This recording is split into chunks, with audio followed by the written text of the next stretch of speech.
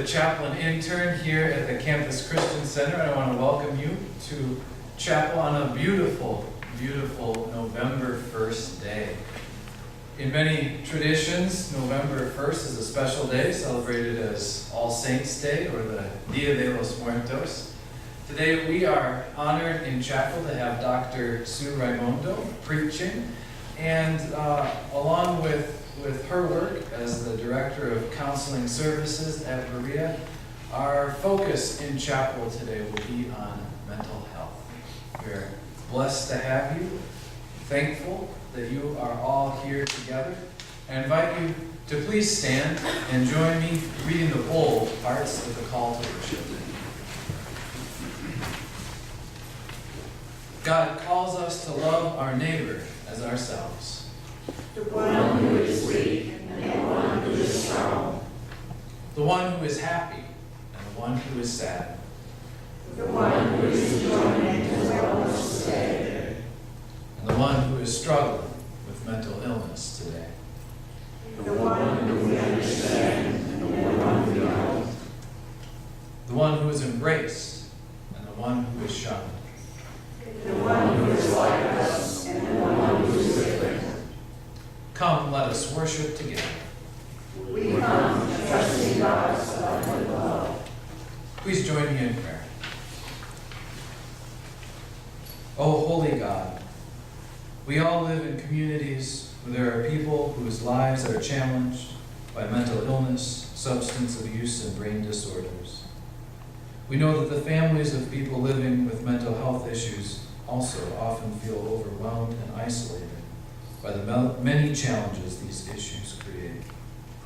Holy One, create in us a tenderness to the needs of all, an openness to the gifts of every person, and a commitment to the struggle for justice.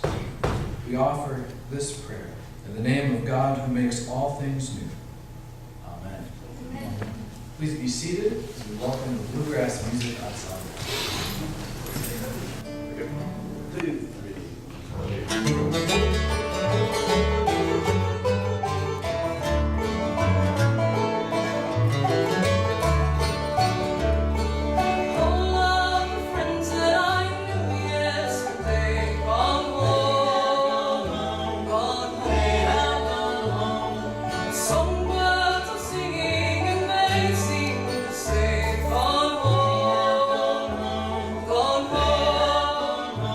They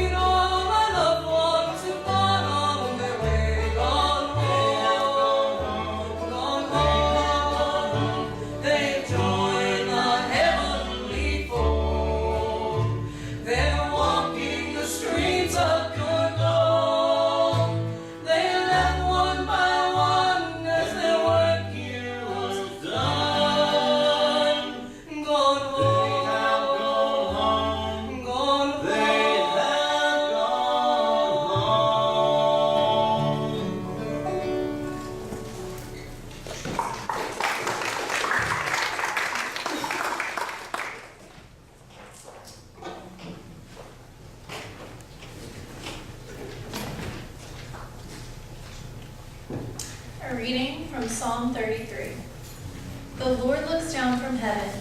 He sees all humankind. From where he sits enthroned, he watches all the inhabitants of the earth. He who fashions the hearts of all of them and observes all their deeds. A king is not saved by his great army. A warrior is not delivered by his great strength.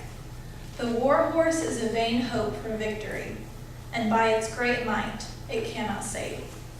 Truly the eye of the Lord is on those who fear him, on those who hope in his steadfast love, to deliver their souls from death and to keep them alive in famine.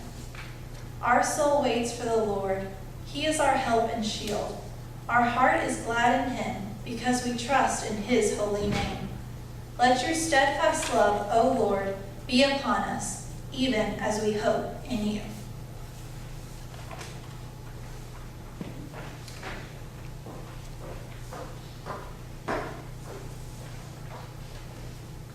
Good afternoon. Hello. When I received an email from Loretta inviting me to speak at chapel this semester, I admit I was a bit baffled. I read the email once, and then again. I thought about it some more, and finally sent an email back to Loretta asking if she had meant to send the invitation to me, or if it was a mistake. She enjoyed a good laugh and sent a message back assuring me I was the intended recipient of the invitation. However, when I hear Ben describe this talk as I'm giving a sermon today, that makes me even more nervous. Actually, I am delighted to speak with you today because I'm convinced that our psychological journey is deeply entwined with our spiritual journey. As a young therapist, I was bothered by the fact that the longer clients continued therapy, the longer I would be paid. So I began asking, what happens when the counseling relationship ends? And what is my role in helping clients reach this point sooner rather than later? Over time, I've come to realize that my role as a therapist is to help clients build or reconnect with a belief system that will continue to guide them long after our relationship has ended. I began to see that one's psychological journey is deeply entwined with one's spiritual journey, or the development of a belief system with the word spiritual makes anyone squeamish. And so my approach to counseling involves tapping into the belief system of my clients so they won't need me for very long. With this approach, I've been honored to travel alongside clients with belief systems as varied as a rock-solid faith in God, with names as varied as Jesus, Allah, Yahweh, to name a few, to atheists who live by a well-defined moral code, and those who find a mystic harmony in nature, to those who find their answers in the laws of the universe. What I have discovered as I look upon these many, many journeys is that what all of these belief systems have in common is hope. I'm aware that most of us have been taught that love is the greatest positive force in the world. Certainly 1 Corinthians chapter 13 in the Bible clearly states 3 things will last forever: faith, hope, and love, and the greatest of these is love. But I believe that without hope, love doesn't stand much of a chance. Consider verses 4 through 7 of the same chapter. Love is patient and kind. Love is not jealous or boastful or proud or rude. It does not demand its own way. It is not irritable, and it keeps no records of being wronged. It does not rejoice about injustice, but rejoices whenever the truth wins out. Love never gives up. Love never loses faith, is always hopeful, and endures through every circumstance.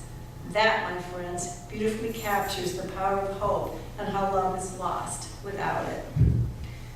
There is great risk involved in pursuing a dream as well as in actively loving another, because loving and dreaming come with no guidelines and no guarantees.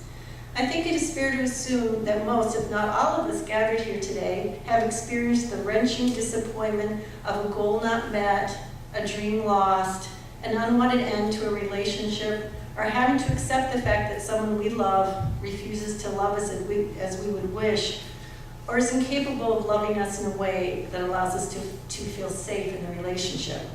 This is especially difficult when the person who doesn't love us is the very person who lives inside, has come to believe that he or she is not good enough, worthy of love, or is incapable of accomplishing much of anything. To complicate the matter further, destructive forces often reinforce messages of worthlessness and despair. Bad or neglectful parenting, competition for resources, bullying, negative media messages, the need to control or have power over others. These are not the things that enable hope or love to flourish, but they get muddled with love and hope because of personal fears and insecurities, as well as a culture that is reluctant to confront certain forms of abuse or prejudice. Hope and trust are seldom the things that children struggle to learn. Rather, children learn not to trust and to mute their hope by the things done to them, and some of those things are truly horrific. Many children also learn that love and pain go hand in hand and grow into adults who decide dreaming and loving are fool's errands. I have walked with many clients through the difficult and terrifying process of weighing the pros and cons of what it would cost to hope again, to leave behind protective behaviors that imprison rather than protect, to be vulnerable enough to offer up who we really are, to pursue our most compelling dreams, and to believe that things can change for the better. I am happy to report that in most cases, clients decide that the risk of being hurt again is worth the good fortune that is experienced by being childish enough to trust and hope in themselves and others, in spite of the fact that life is not fair and the good guy doesn't always win in the end. I am also aware that this choice would be far too dangerous for many others. Yet in spite of the danger, it is astonishing how many people with little reason to hope stubbornly hold on and triumph in the end. We live in a society that too often attempts to ignore those people. Those people meaning people with problems that are hard to understand, that can be terribly uncomfortable and distressing to address, especially when the problem may require us to take a closer look at our own behaviors and attitudes about personal worth, how we raise our children, how power is gained and held, and what it means to be part of a healthy relationship and to live in community. As a therapist, I'm honored to be invited into a client's world where I often learn that poor choices and bad behavior make perfect sense in a world where hope is in limited supply. It troubles me that so many students arrive on campus with so many little T's in their background that they meet criteria for a diagnosis of post-traumatic stress disorder. Let me be clear, I'm not talking about the PTSD that is experienced by many war veterans and refugees from war-torn countries. I'm talking about young people who have survived the trauma of being abused, experiencing and witnessing senseless violence, being treated with disrespect and disregard, losing friends and family members to substance abuse, and then watching news footage that replays similar instances of abuse and violence over and over. Little t after little t after little t. Too many of our young people have learned that survival is dependent on hypervigilance. Any message of hope has been outshouted by warnings to duck, cover, or run. So why is it surprising that a growing number of young people arrive on our campuses struggling with symptoms of depression, anxiety, and many other debilitating forms of mental illnesses? Given that so many people in our midst are wounded in such a life-changing way, I wonder what it is that enables them to be first in their family to attend college, to study abroad, or extend a friendly hand across the racial divide. And so in my mental meanderings, I circle back to the power of hope. When the world says give up, hope whispers, try it one more time. It can only be a remnant of hope that propels a person into a counselor's office to admit, I am really hurting and I can't figure out how to fix it. It will never become easier when a student confesses that they think about suicide often. It's scary to hear that on a happiness scale of 1 to 10, with 10 feeling pretty happy most of the time, some students pick a 1 or 2 and would find out waking up the next morning a sweet release. Without hope, life becomes an unbearable burden rather than a gift. But even a 1 or 2 says to me that an ember of hope smolders. So my job is to hold a space for that ember to ignite and to travel with the client through their darkness until they are able to see a life worth living. Hope is a place where we rest until we are ready to try it one more time. This is a tribute to all of the women, children, and men who have listened to the whispering of hope, who are here because they agree with Anne Lamott, who said, hope begins in the dark, the stubborn hope that if you just show up and try to do the right thing, the dawn will come. This is a tribute to those who experienced or witnessed debilitating mental illness and survived, and those who have lost their lives in this underground battle. It takes great courage to hold on to hope. Without hope, we're doomed. As Martin Luther King Jr. said, if you lose hope, somehow you lose the vitality that keeps life moving. You lose the courage to be, that quality that keeps you going on in spite of it all. Certainly it takes great courage and the mystical power of hope to keep going on in spite of living in a world where very real troubles too often keep us in fear of the night. But don't ever think that you are too small, too insignificant to make a difference in such a big problem. A good start is extending a hand to another who is struggling to hold on, to sit with a person in pain, knowing you can't fix it, but you can make sure no one ever has reason to believe that they are all alone in their despair. When you start to feel overwhelmed, considering the following insight offered by the great philosopher David Berea. The Ark was built by a lone amateur and the Titanic by a team of professionals.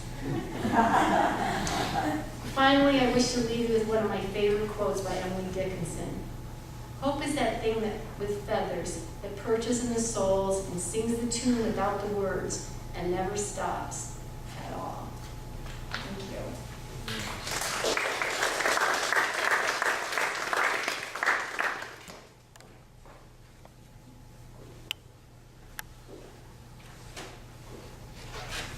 You should, I think, have a card on your chair or next to you. Everyone, please pick up that card. And then take your card and fold it this way. You can leave the blank side facing out. So if you have lines on it, you can put the lines in. This card is your canvas for the next few minutes. Our invitation to you is to take a pen or pencil, whatever you have, and draw a picture on the front of someone you know and care about who's struggling with their mental health today. Could be anyone, friend, family member, maybe it's a self-portrait, that's okay. Leave the name off. Please know that you don't have to worry how beautiful or less than beautiful your people drawing skills may be. The only important thing is to prayerfully put the image down of someone you care about.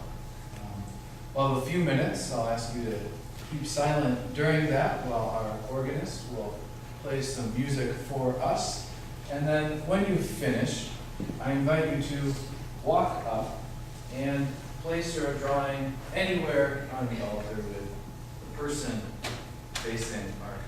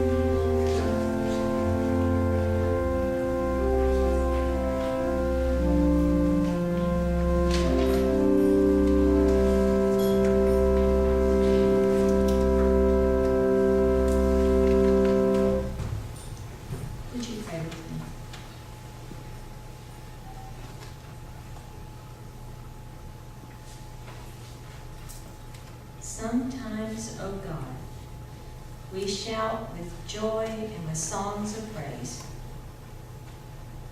But sometimes, O God, we can barely muster the energy to mutter a single word. Thank you for the hope that we find in you, the hope that you give to us, that in these times and in all the times in between, the hope that you are with us, the hope that your presence never leaves us, the hope of a better day. Thank you, O God, for each person who is represented on the altar today. We pray for your blessings, for your watch care over each one of them, for your presence with them. And today, O God, in this moment, in a way that we cannot understand, we pray that they would feel and experience the light of your hope within them. For it is in your name that we pray, O God of hope. Amen.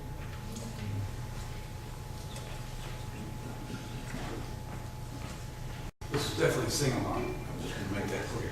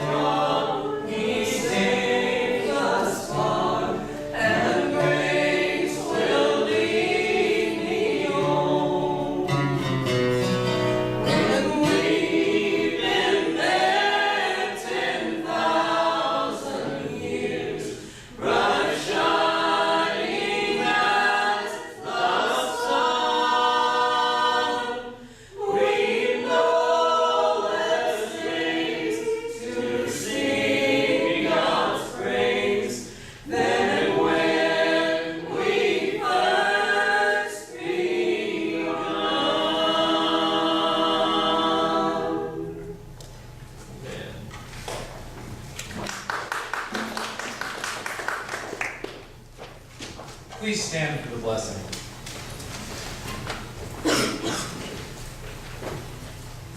God, hold us and our loved ones who live with emotional and mental struggles.